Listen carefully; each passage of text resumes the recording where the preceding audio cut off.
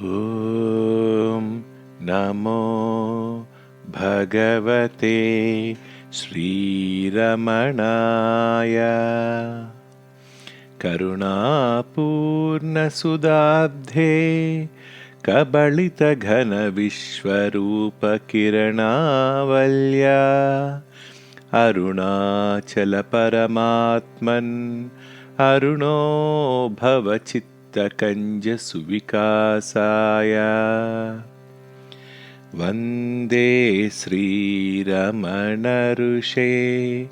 आचार्यस्य पदाब्जम् yo may दर्शयधीशम् भान्तं ध्वान्तमतीत्यः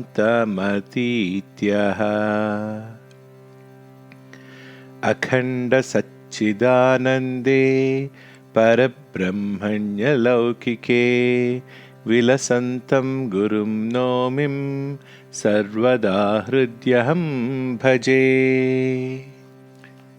Day by Day with Bhagavan, episode number 17.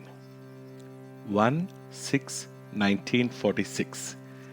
When Bhagavan returned from his morning walk at about 7:45, the attendant Shivananda offered to massage his legs. Bhagavan forbade him and said, "If I let them, they go on massaging for a long time. This morning too, at Parayana, I did not let them. They begin with the Parayana and don't stop till it is finished, and sometimes I am unaware of it." G.V. Subbaramaya. Bhagavan once told me that Bhagavan is aware of the beginning of Parayana and knows nothing more till the end of it. Bhagavan. Yes, it often happens that I hear the beginning and then the end and have been absorbed so that I have lost count of time in between, and then I have wondered whether they had left out whole passages to get to the end so soon. After a moment, Bhagavan continued, "Similarly, those people go on massaging, and I am sometimes not at all aware that I am being massaged. So now I am not going to let them, I will do it myself." So saying, Bhagavan took the liniment and rubbed it over his knees. In the afternoon, Bhagavan explained in answer to Mr. H.C. Khanna of Kanpur, "Why should your occupation or duties in life interfere with your spiritual effort? For instance, there is a difference between your activities at home and in the office. In your office activities, you are detached, and so long as you do your duty, you do not care what happens or whether it results in gain or loss to the employer. But your duties at home are performed with attachment, and you are all the time anxious as to whether they will bring advantage or disadvantage to you and your family. But it is possible to perform all the activities of life with detachment and regard only the self as real. It is wrong to suppose that if one is fixed in the self, one's duties in life will not be properly performed. It is like an actor. He dresses and acts and even feels the part he is playing, but he knows really that he is not that character but someone else in real life. In the same way, why should the body consciousness or the feeling "I am the body" disturb you once you know for certain that you are not the body but the self? Nothing that the body does should shake you from abidance in the self. Such abidance will never interfere with the proper and effective discharge of whatever duties the body has, any more than the actor's being aware of his real status in life interferes with his acting a part on the stage. You ask whether you can tell yourself, I am not the body but the self. Of course, whenever you feel tempted to identify yourself with the body, as you may often have to owing to old vasanas, it may be a help to remind yourself that you are not the body but the self. But you should not make such repetition a mantram, constantly saying, I am not the body but the self. By proper inquiry into the self, the notion I am the body will gradually vanish, and in time, the faith that you are the self will become unshakable.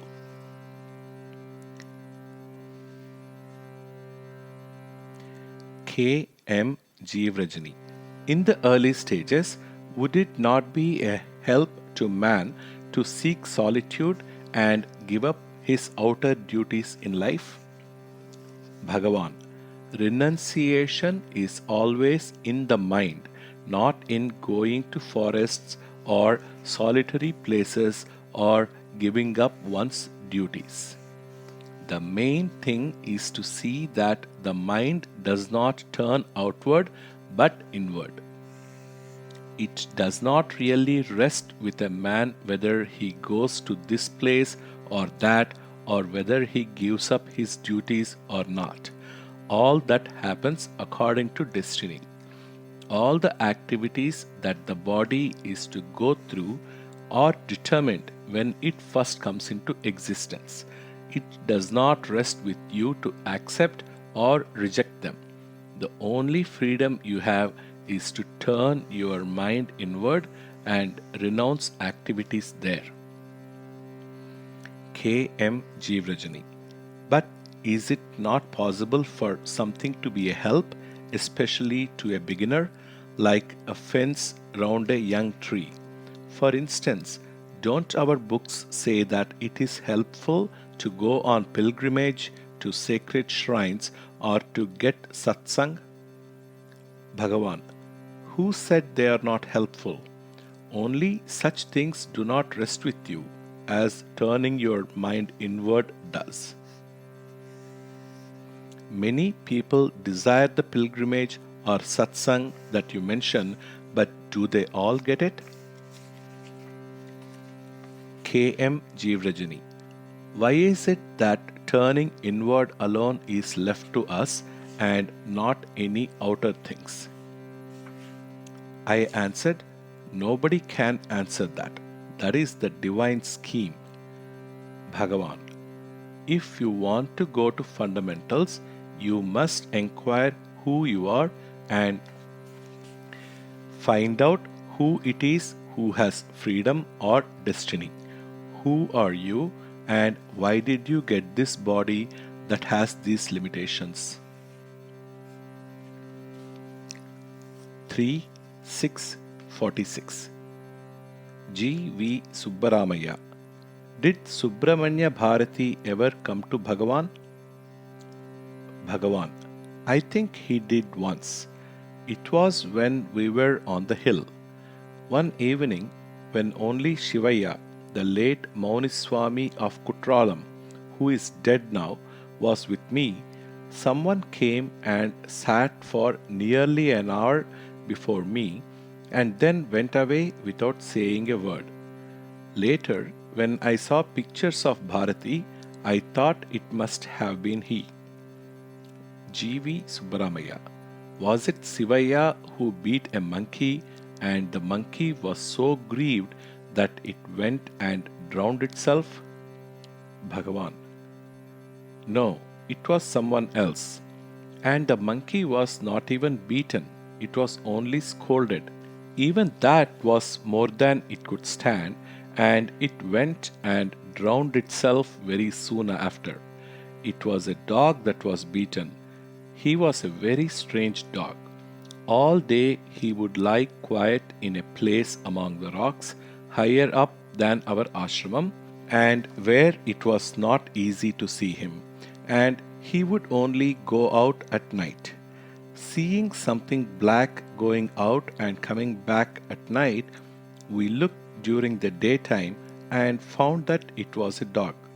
He continued in this way for many days, so we took pity on him and began giving him food. But even then, he would not come near us.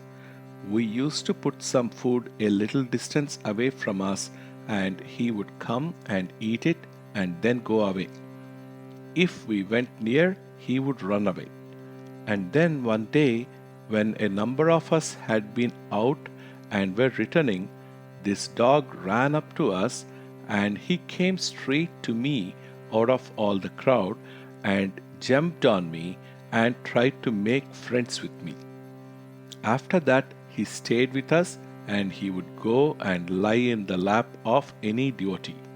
Some of the orthodox ones didn't like it, and one day Ishwara Swami beat him for interfering when a devotee was doing puja. This was more than the dog could stand, and he immediately disappeared. We don't know what happened to him. We searched for him but could never find out. After this, the talk turned to some of the famous or notable persons who had visited Bhagavan. Speaking of the late Maharaja of Mysore, Bhagavan said, he came and stayed quietly and then went away. Some of us asked whether he did not ask any questions, and Bhagavan said, no, no, nothing of that sort. I said, I have heard that he asked for Bhagavan's blessing to be able to rule his subjects to their best advantage or something like that. Bhagavan, yes, he asked for blessing on his work. He said, I can't serve you as those here are privileged to, but still I crave your grace or something like that. Apart from that, he did not discuss anything with me. Somebody wanted to know what happened when Rajendra Prasad was here. Bhagavan, he also was quiet all the days he was here.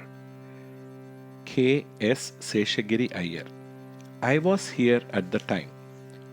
Bajaj did all the talking. He talked for Rajendra also. I remember him saying, Rajendra gave up a very lucrative practice to work for his country. Why should such a man be plagued with a distressing complaint like asthma? And Bhagavan was silent for a while and then replied, this body itself is a disease. So that is a disease of a disease.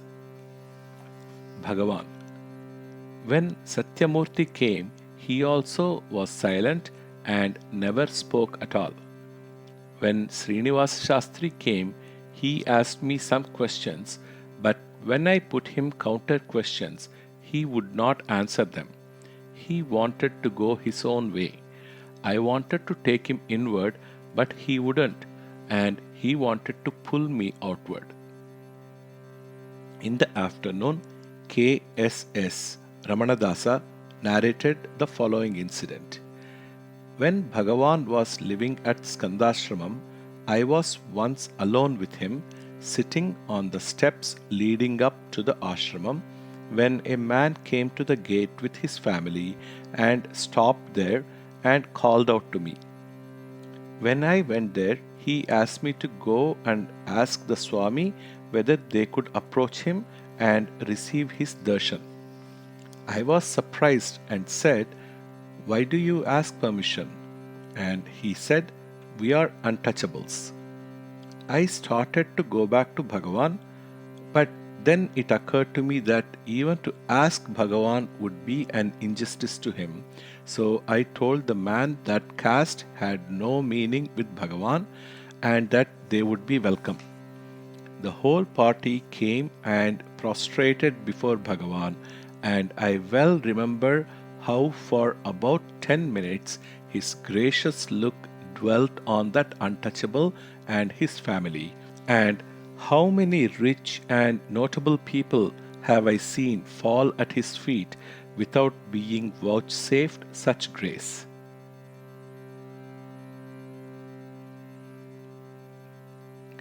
Bhagavan was going through the latest edition of Ramana Leela and pointing out to GVS some errors that had crept into it, and in the course of the talk, he referred to one Kadir Velu who was his classmate at Tiruchuri and in whose notebook he had, at Kadir Velu's request, written down his name, class, and school in English and added Madras Presidency in Tamil and had also numbered the pages in his own hand. The classmate never came here, but after his death, his son sent the notebook together with another one in which Kadirvelu had written various things, including essays on religious subjects. Bhagavan wanted to show us the notebooks, especially the one in which he had written a few lines, but we couldn't find it. So Bhagavan himself got up from his couch and came to the shelf and picked it out for us. The Tamil handwriting even then was like print, and so was the numbering of the pages. 6:46. In the afternoon, GVS asked, "What is the difference between Manasa Japa and Dhyana?" Bhagavan: "They are the same. In both, the mind is concentrated on one thing, the mantra or the self. Mantra, Japa, Dhyana are only different names. So long as they require effort, we call them by these names. But when the self is realized, this goes on without any effort, and what was the means becomes the goal." 8/6/1946. TPR, GVS, and some others went in a party today to Gurumurtam, the mango orchard nearby, Ayyankulam, Arunagirinatha temple, the Pathalalingam temple, the Vahana Mandap, the Ilupai tree within the big temple, all the places where Bhagavan stayed in his early days. When they got back in the evening, Bhagavan asked them about their expedition, and they said it was very enjoyable and that at Ayyankulam and on the way back from there they sang in ecstasy, Viswamurthy taking the lead in singing and in rousing them to ecstasy. Bhagavan said that the marks left on the wall at Gurumurtam by his leaning against it, and also the first writing in charcoal for Nayanar, could still be discerned if the whitewash were scraped off. They said that the whole place was now filled with bundles of tobacco, so that they could not even see the corner where Bhagavan used to sit. 9/6/46. In the afternoon, T.P. Ramachandra Iyer made Vishwamurthy sing two of the songs he had sung at Gurumurtam the previous day. After that, Vishwamurthy sang his Kannada Life of Bhagavan, in which each line ends with Sri Ramana, and TPR and I joined in the Sri Ramana as a chorus. TPR then told Bhagavan that the previous day Venkatesha Shastri had roused them to sing this song with fervor, and they not only sang but danced and went into ecstasy. Bhagavan said, "Is that so? They did not tell me that yesterday. I thought you simply sang." 10/6/46. Dr. Haridas, a disciple of Swami Madhava Tirtha and a relative of Mahatma Gandhi by marriage, asked Bhagavan, If Ajnana is also Brahman, why is Brahman not visible but only Ajnana or the world?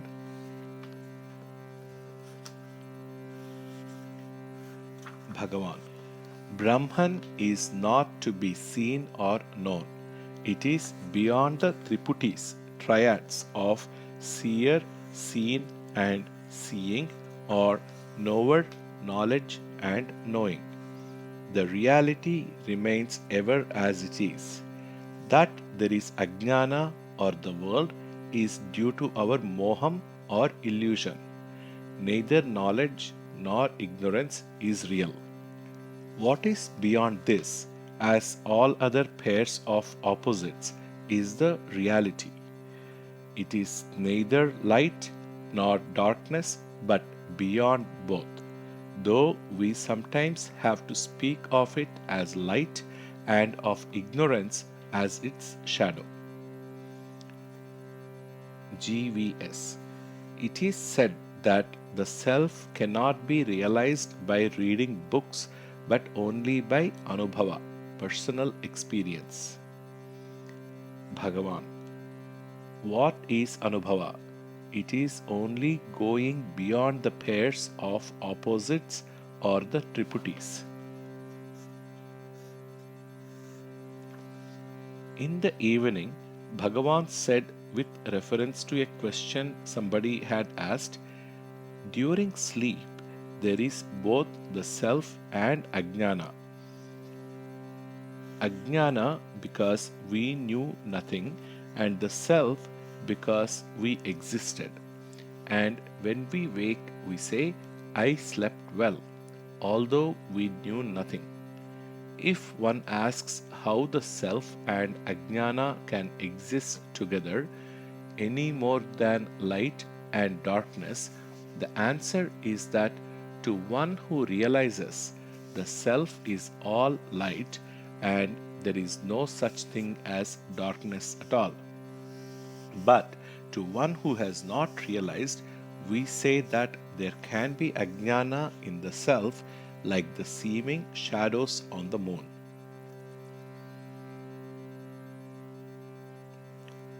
13:6:46. Visitor. I do japa with an image of Lord Subramanya with Valli and Daivayanai on either side, but as soon as I close my eyes, the image of Subramanya as the Palani Andavar, that is, as a beggar with a staff, appears before my mind's eye. I don't know what that means. Should I change the image I have before me for japa? Bhagavan did not reply.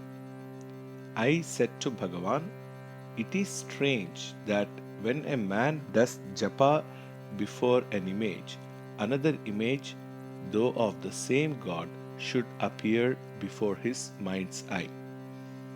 Then the visitor added, there is one more thing I must add. I used to do japa before a Palani Andavar image, but my mother said that such an image is not auspicious in a household and that I should change it for one of Lord Subramanya with Valli and Daivayanai. I said, now it is understandable. That is probably the explanation. But still, Bhagavan made no reply. An ascetic claiming to be a native of Baghdad, naked, keeping silent, and holding his right arm permanently aloft in the air, has been staying in Palakuttu since the 11th. He claims to have been with Sai Baba for 25 years. If this is true, he must be at least 65 now, though he looks only 30 or 35. He met Bhagavan this morning when Bhagavan was returning from his morning walk and asked for Bhagavan's blessing. I went to see him out of curiosity. He sent the following question to Bhagavan through Ramasubba Iyer. What is my future? First, Bhagavan said, why does he bother about the future and not the present? Later, he added, tell him his future will be as his present is. I told Bhagavan that I was not impressed with him.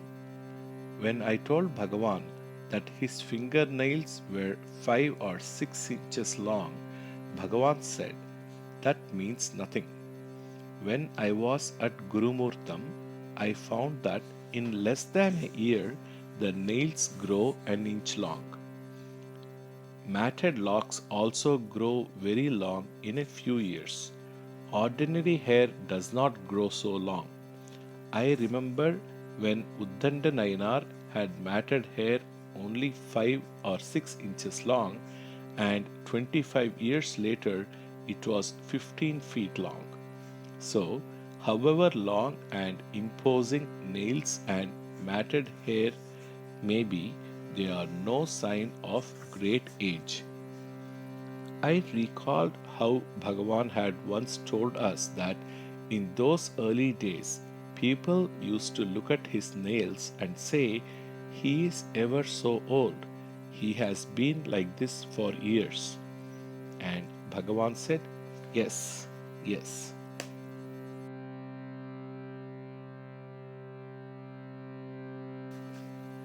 15/6/1946. When I entered the hall in the evening, Bhagavan was saying, everything we see is changing, always changing. There must be something unchanging as the basis and source of all this. GVS. What justification have we for imagining that the source of all this must be unchanging? Bhagavan.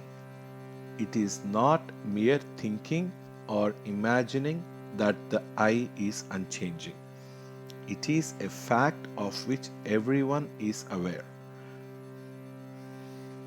The I exists in sleep when all the changing things do not exist. It exists in dream and in waking. The I remains changeless in all these states while other things come and go. Dr. S. Mani, Assistant Director of Public Health at Madras, a frequent visitor, asked Bhagavan, but why should these things, that is the world, appear? Bhagavan, to whom does it appear? You see, and so the world exists. Does it exist independently of the seer? Does it come and tell you, I exist? What proof is there of its existence except that you say you see or perceive it? Another visitor said to Bhagavan, I want to have darshan of God. What should I do? Bhagavan, first we must know what you mean by I and God and by darshan of God. The visitor dropped the matter and said no more.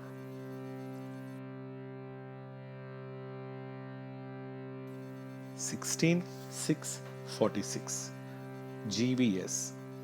Is it stated in any book that for ultimate and final self-realization one must ultimately come to the heart even after reaching Sahasrara, and that the heart is at the right side? Bhagavan.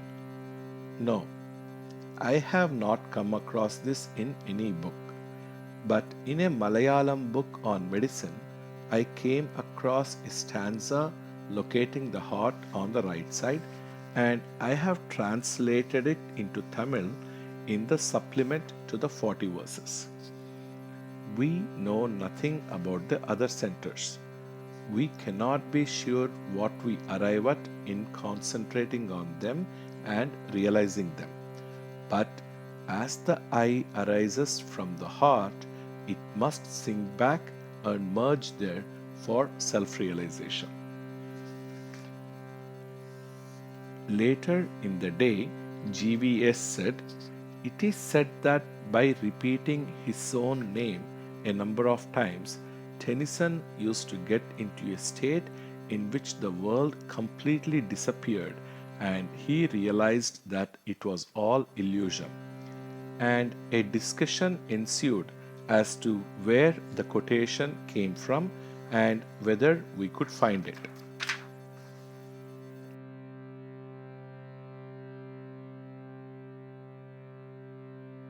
17/6/1946.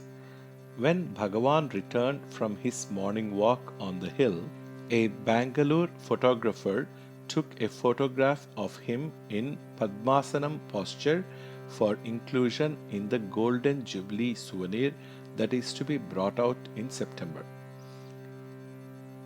Sri Gunaji, a retired advocate who is now a naturopath at Belgaum, has been here for some days massaging Bhagavan's legs for rheumatism, and today he sang a song he had composed in Hindi. He gave its meaning in English as, "I ask nothing of thee, Lord, but if thou art disposed to grant me any favor, then take away this ego sense, kill all my thoughts, destroy the world, and let my mind be dissolved in the ocean of self." Bhagavan said, laughing, "You are not asking me to give, but to take." And then he added, "There is nothing to give. If all this goes, that is, the ego and the world created by it, the reality remains. That is all.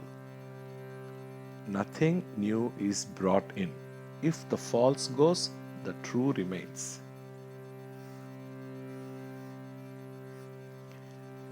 In continuation of yesterday's conversation about Tennyson, the relevant passage was found in a footnote to the English translation of Upadeshasaram. It was not in a poem but in a letter to B.P. Blood. Bhagavan asked me to read it out, so I did. "A kind of waking trance I have frequently had, quite up from boyhood, when I have been all alone. This has generally come upon me through repeating my own name 2 or 3 times to myself, silently, till all at once, as it were out of the intensity of consciousness of individuality, the individuality itself seemed to dissolve and fade away into boundless being. And this is not a confused state, but the clearest of the clearest, the surest of the surest, the weirdest of the weirdest, utterly beyond words, where death was an almost laughable impossibility, the loss of personality, if so it were, seeming no extinction but the only true life." Bhagavan said, that state is called abidance in the self. It is described in a number of songs. He took up Tayumanavar and it opened at the very page where was the poem he was looking for.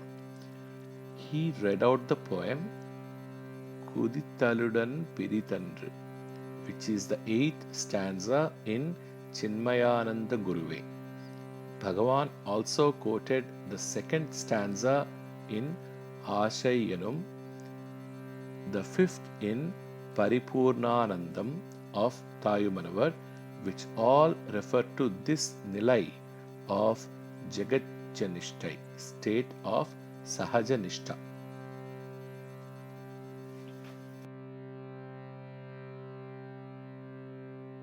(18 646).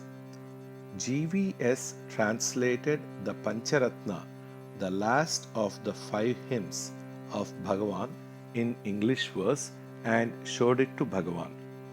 Bhagavan said, the 3rd stanza deals with the Sat aspect, the 4th with the Chit and the fifth with the Ananda. The Jnani becomes one with the Sat or reality, like the river merging in the ocean. The yogi sees the light of Chit. The Bhakta or Karma Yogin is immersed in the ocean of Ananda.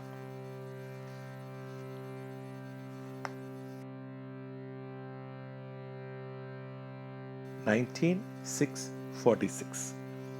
GVS slightly altered his translation of the Pancharatna and showed it to Bhagavan.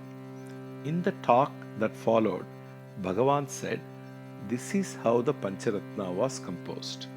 I had somehow composed the first stanza in a slightly different form when Ganapati Shastri saw it and altered it a little and said it had become Arya Gita and asked me to write four more similar stanzas, saying that he would use them as Mangalam for his works.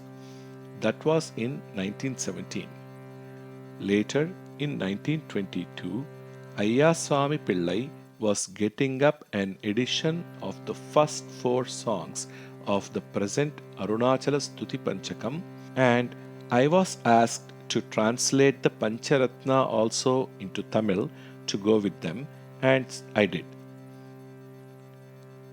A newcomer called Gajendra Mehta asked Bhagavan about the state of the soul after death. He has just returned from Africa. He has been writing to Bhagavan for 4 years, but this is the first time he has come here. Bhagavan: if you know the present, you will know the future. It is strange that people don't want to know about the present, about whose existence nobody can have any doubt, but are always eager to know about the past or the future, both of which are unknown. What is birth and what is death, and who has birth or death? Why go to birth and death to understand what you daily experience in sleeping and waking? When you sleep, this body and the world do not exist for you, and these questions do not worry you, and yet you exist, the same you that exists now while waking.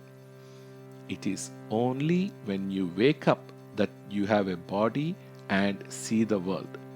If you understand waking and sleep properly, you will understand life and death.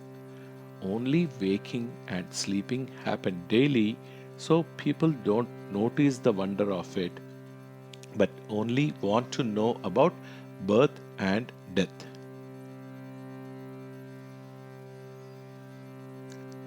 G. Mehta: is there a rebirth?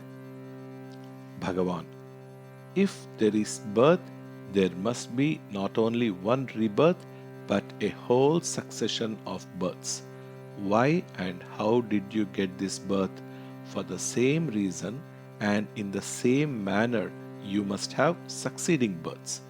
But if you ask who has the birth and whether birth and death are for you or for somebody distinct from you, then you realize the truth, and the truth burns up all karma and frees you from all births. The books graphically describe how all Sanchita karma, which would take countless lives to exhaust, is burnt up by one little spark of jnana, just as a mountain of gunpowder will be blown up by a single spark of fire. It is the ego that is the cause of all the world and of the countless sciences whose researches are so great as to baffle description. And if the ego is dissolved by enquiry, all this immediately crumbles and the reality or self remains. G. Mehta had also asked a personal question: whether he should remain abroad or return to India. But to that Bhagavan said, Don't worry what you should do. Things will happen as they are destined to happen. In the evening, the senior Maharani of Baroda arrived to stay for a few days with Mrs. Talayar Khan.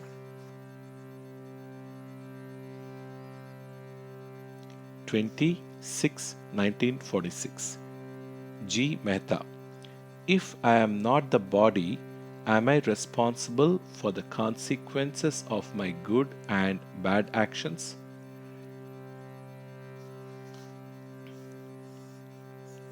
Bhagavan. If you are not the body and do not have the idea I am the doer, the consequences of your good or bad actions will not affect you. Why do you say about the actions the body performs, I do this or I did that? As long as you identify yourself with the body like that, you are affected by the consequences of the actions and you have merit and demerit. G. Mehta. Then I am not responsible for the consequences of good or bad actions? Bhagavan. If you are not, why do you bother about the question? G. Mehta. Then does that mean that if one has not the sense of I do this or I am the doer, one need not do anything at all? Bhagavan. The question of doing only arises if you are the body. This Mehta tells me that he has been in Africa for the past 20 years, visiting India from time to time. He comes from Ahmedabad. For the last 6 years, he has not been able to come owing to the war. Early this year, he received a letter from the ashramam that he would be able to come this year, and it turned out so, in spite of great difficulties. Sri Krishnaya Chaudhary arrived today.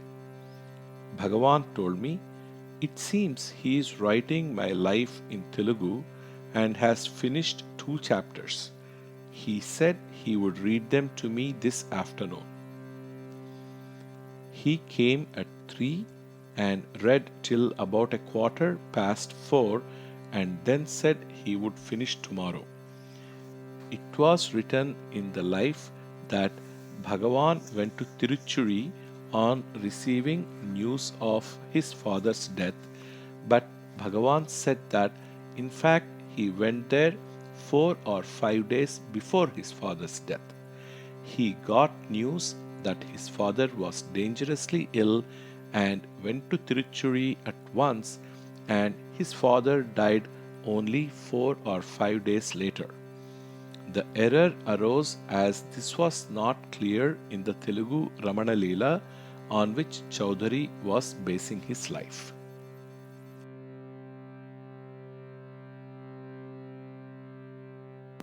Om Namo Bhagavate Sri Ramanaya. Sarvam Sri Ramanarpanamastu. Om Shanti Shanti Shanti.